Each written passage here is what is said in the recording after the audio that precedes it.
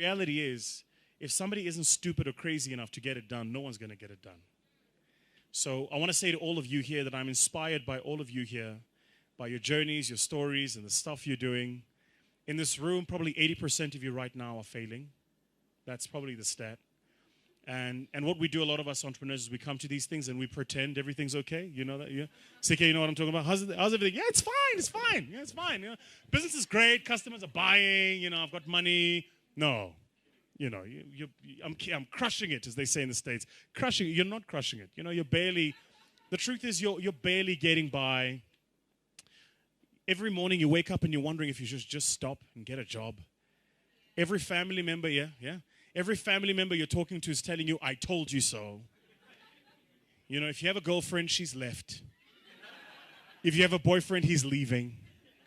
You know, and if you're married, they're going, "Shit, I made a mistake." You know, so yet here we are.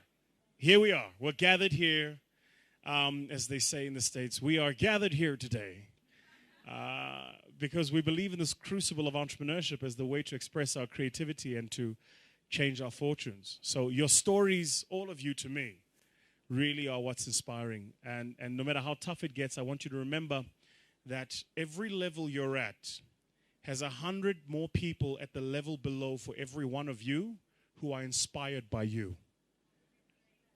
Is that power? Yeah?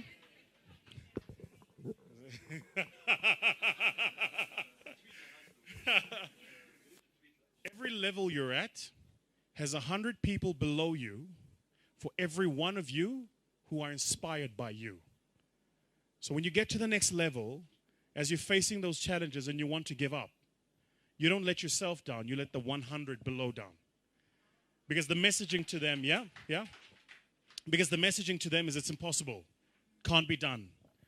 And the minute that messaging becomes pervasive and settles, and we're in trouble. One last thing. I said last thing. I want to just share one last thing with you. A lot of work has been done to understand how mindsets work with people. One of the things they're telling us today is that it takes you hearing a message 17 times.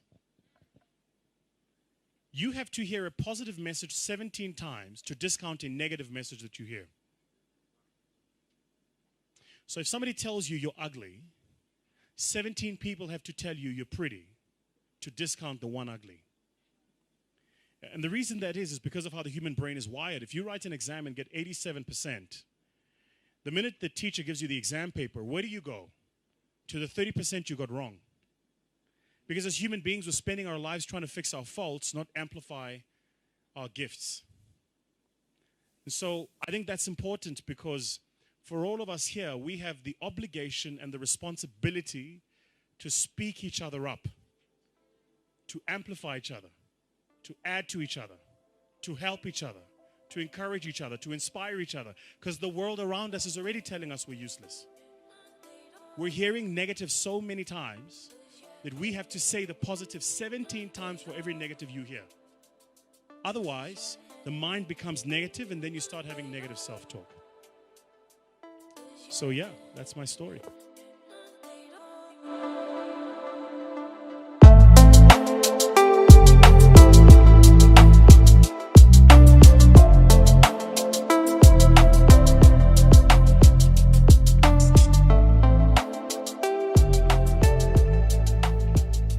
Everything that we do will at some point involve working well with other individuals. And to do this effectively, one should be able to work well within a team, or at the very least, understand the psychology of a well-functioning team. Well, hopefully by the end of this video, you will be able to tell me. For now, let us talk about the stages of team development. Bruce Tuckman developed the team development model with 5 stages of team development, namely the forming stage. In this stage, unrelated individuals are allocated into a team, or they spontaneously come together to form one. So an example would be, you are hired by the pay and pick. And on the first day, you are given a tour, and then you're told, hey, this is your department. Happy working and be productive. How will this go for you?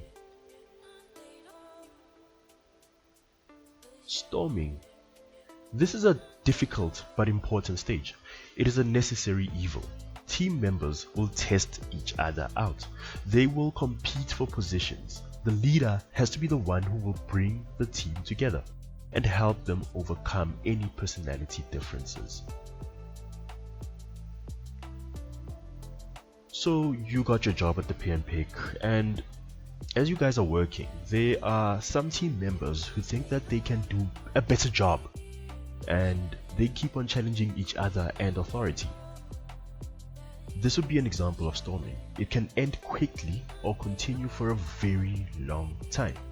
This will depend on the way that management handles the situation.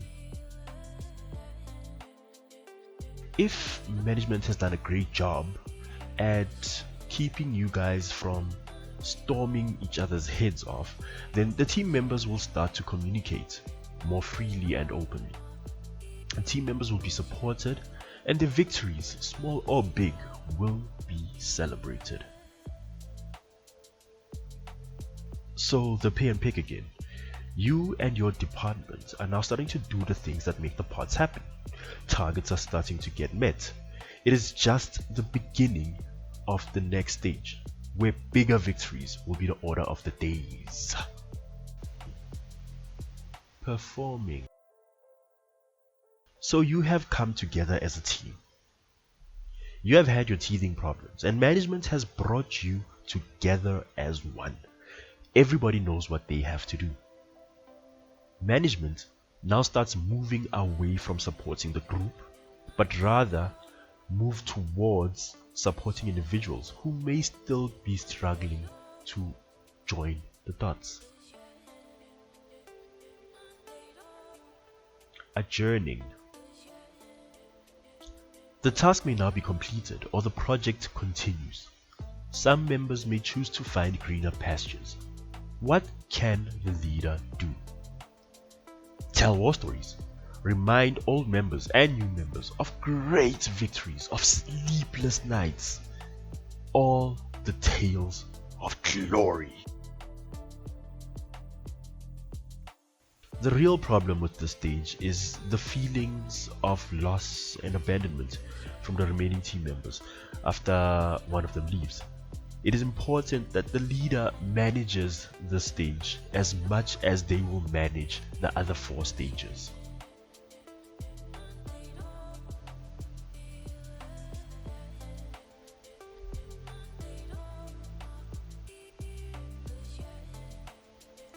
Team dynamics refers to how well any given team could potentially work together. This is how all the unique personalities, the characteristics, and the working relationships come together to influence the success or the failure of any given team.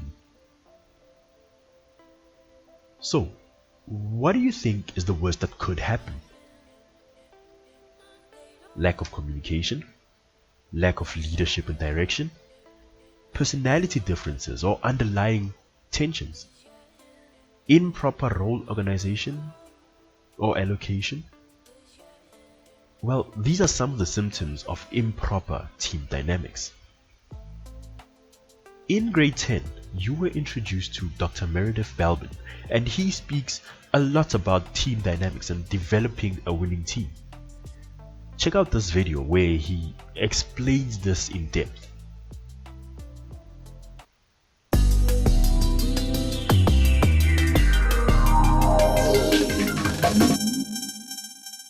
Why is it that some teams work together so productively while others struggle to get things done?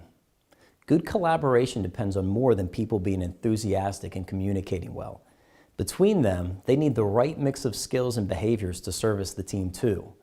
One way to work out what's missing from your team, and equally what might be overemphasized, is to understand Belbin's team roles. Then you can start to put things right. Dr. Meredith Belbin showed that individuals in a team tend to behave in one of 9 ways, each fulfilling a different role. We divided these roles into 3 types: action-oriented, people-oriented, and thought-oriented roles. The 3 action-oriented roles focus on challenging the team to improve its performance, put the ideas into action, and meet deadlines. In brief, shapers are extroverts and question assumptions. They can offend. Implementers bring self-discipline to the team and get things done, but they can be resistant to change.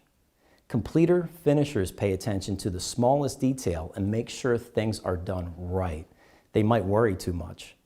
People-oriented roles draw together people and ideas. The coordinators in a team will guide, listen, delegate, and bring calm and order. They might be manipulative, though. Team workers support their coworkers and can negotiate diplomatically, but sometimes get stuck in indecision.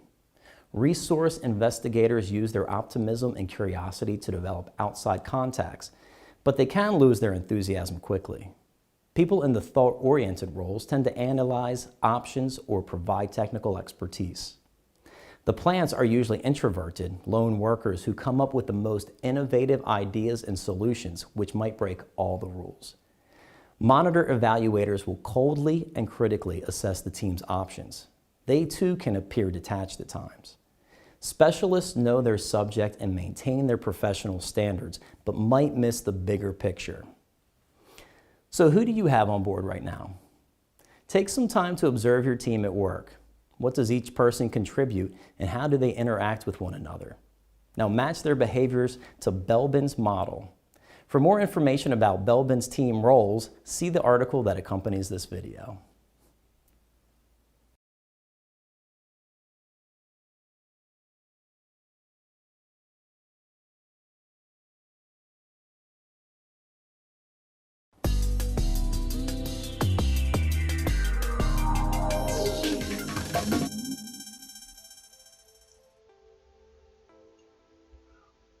What do you think are the reasons behind conflict in any work situation?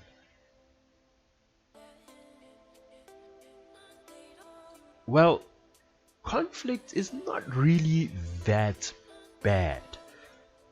If it can be embraced and then molded into functional conflict, it can be made positive. So you are probably asking yourself, what do I mean by this? Well, leadership should have the skills to take the conflict situation and bring out its advantages. And if this is done correctly, the team will be able to easily develop new ideas.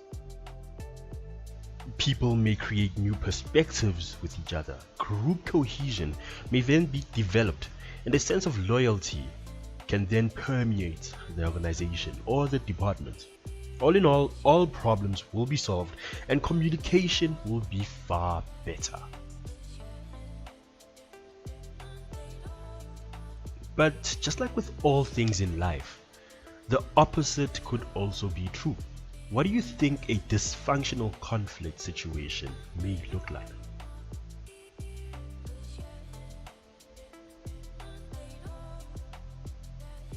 The truth of the matter is that there is a direct link between the quality of team management and the need for conflict management.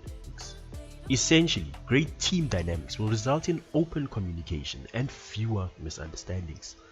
Poor team dynamics will increase conflicts and lead to a need for crisis management.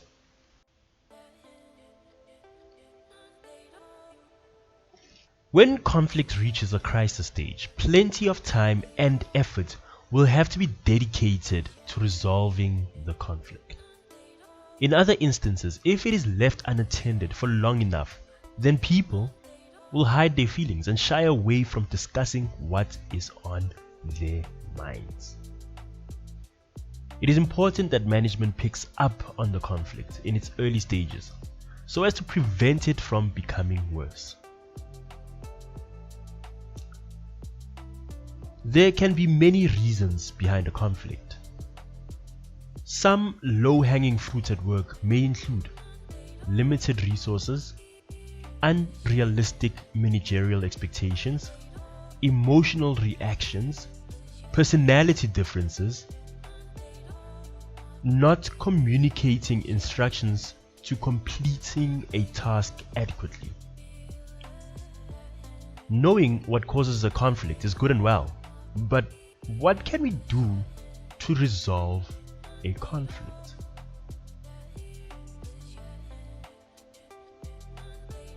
Well, we can collaborate where we hope to find a solution that will satisfy two parties. We can compromise, and this is a strategy which aims to find a middle road where both parties who have independent needs and desires will come to a position where they can lose something from both sides. There can be accommodation, which is a strategy which plays down differences and focuses on shared beliefs and values. It is brilliant if one party is willing to accept what is wrong and has a lot to lose and very little to gain. Competing is another strategy where an unpopular decision has to be made. The one viewpoint is asserted over all other viewpoints. Avoidance strategy is used when the conflict is not that important or the other party refuses to compromise. It gives both parties an opportunity to cool down. Conflict management in business situations. At work, we can define a conflict situation when the employer gets into a disagreement with the employee. This situation may then be escalated, and when this happens, it is called a grievance. The procedure for dealing with a grievance normally goes thus. It will start with the employee talking to their immediate supervisor about their grievance. If the matter is not resolved, then the employee may lodge a formal written grievance with their manager. The manager will then, within a reasonable time, set up a meeting with both parties who are involved, along with HR, to try resolve the issue. The meeting will then happen and the minutes should be taken down. If the previous step did not resolve the matter, then the situation should be referred to the highest level of management, where the same process shall apply. If that still does not work, then there is nothing that the business can do, and an objective third party will then be in a position where they should mediate or try to resolve the situation. Normally this third party could be the CCMA, the Council for Conciliation, Mediation and Arbitration.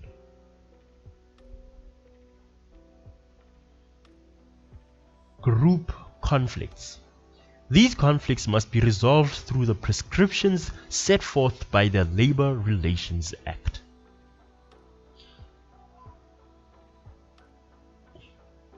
The structures which exist to help solve problems include but are not limited to: 1. Trade unions and strikes.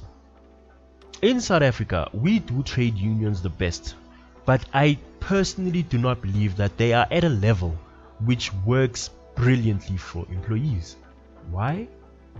Well, take a look at trade unions in Europe. I think it was Sweden.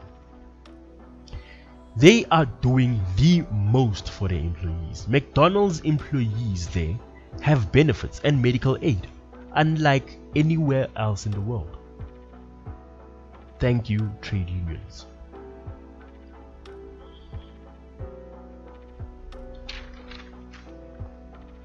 Two, workplace forums. These are created for employers to involve employees in decisions which will have an impact on them.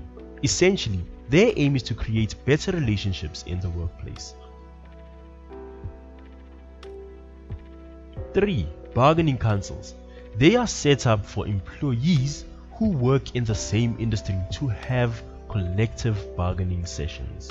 So for example, every worker in the retail industry will join a bargaining council where they discuss that, you know what guys, this is what we want for our sector and this is how we want it to work. And then they will involve their employers, and the employers should then be in a position where they are open to communicating with them.